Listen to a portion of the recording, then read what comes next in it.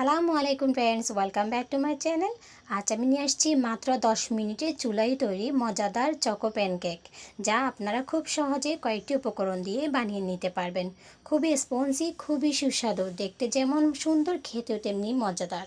চলুন এই প্যানকেকটি বানানোর রেসিপি শুরু করি। প্রথমে নিয়ে নিয়েছি আমি 1/4 কাপের মতো চিনি, যা আমি ভালোভাবে ব্লেন্ড করে নিয়েছি। এবার দিয়ে দিচ্ছি একটা ফেটে রাখা ডিম। সবটা এবার ভালোভাবে হ্যান্ড উইচের সাহায্যে মিশিয়ে নিতে হবে। চিনিটা আগে থেকে আপনারা ব্লেন্ড করে রাখবেন, এতে ডিমের সাথে মেশানোর সময় খুব তাড়াতাড়ি মিশে যাবে। খুব ভালোভাবে হ্যান্ড উইচের সাহায্যে একটু সময় নিয়ে মেশাতে হবে। 2 থেকে 3 মিনিটের মতো মেশানো হয়ে গেলে এবার আমি এখানে অ্যাড করছি শুকনো উপকরণ। অবশ্যই একটা ছাঁকনির সাহায্যে ছেঁকে দিবেন। নিয়ে নিচ্ছি 1 কাপের মতো আটা। দিয়ে দিচ্ছি বড় 1 চা চামচের মতো গুঁড়া দুধ। এবার এখানে দিয়ে দিচ্ছি বড় 1 চা চামচের মতো কোকো পাউডার। সবগুলো উপকরণ অবশ্যই ভালোভাবে ছেঁকে নিতে হবে, কোনো ধরনের যাতে লাম্পস না থাকে।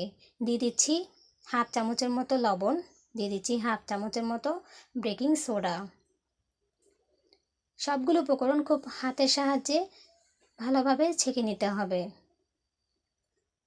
সুন্দরভাবে ছেঁকে নিয়েছি। এবার আমি ডিম এবং চিনির সাথে এই উপকরণগুলো আস্তে আস্তে মিশিয়ে নিচ্ছি।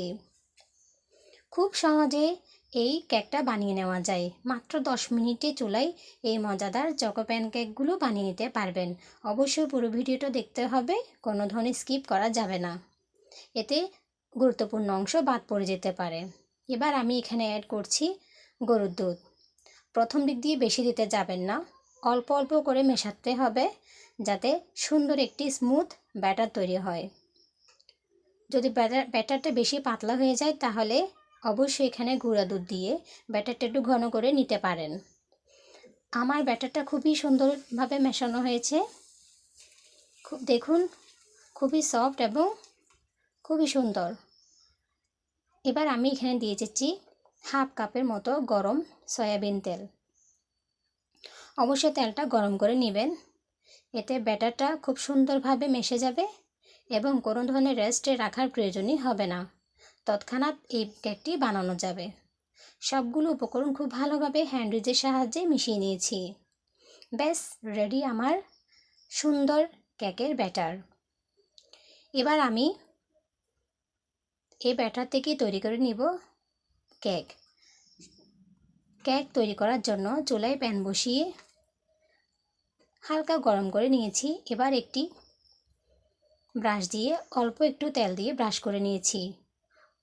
প্যানটা হালকা গরম থাকা অবস্থায় আমি একটি গর্ত করা চামচের সাহায্যে 1 চামচের মতো ব্যাটার দিয়ে দিয়েছি। অবশ্যই একটা সমান চামচ নেওয়ার চেষ্টা করবেন, এতে কেকগুলো সব সমানই হবে। চুলার হিট কিন্তু বাড়ানো যাবে না, নর্মাল হিটে এগুলো ভেজে নেবেন, এতে কেকগুলো খুব সুন্দরভাবে ভাজা হবে। অবশ্যই আমার পুরো প্রসেসিংটা ফলো করতে হবে। চুলার হিট মাঝারি হিটে রেখে আমি এগুলো ভালোভাবে করে নিচ্ছি।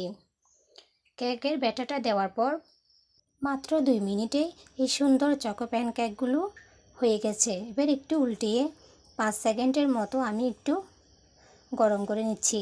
ব্যাস তৈরি হয়ে গেল আমার সুন্দর মজাদার চকো প্যানকেক। এভাবে করে আমি সবগুলো ব্যাটার থেকে 8টার মতো পিঠা বানিয়ে নিয়েছি। আপনাদের প্রয়োজন অনুযায়ী অবশ্যই আপনারা ব্যাটারটা বাড়িয়ে নেবেন। সবগুলো উপকরণ বাড়িয়ে অনেকগুলো পিঠা খুব সহজেই বানিয়ে নিতে পারবেন।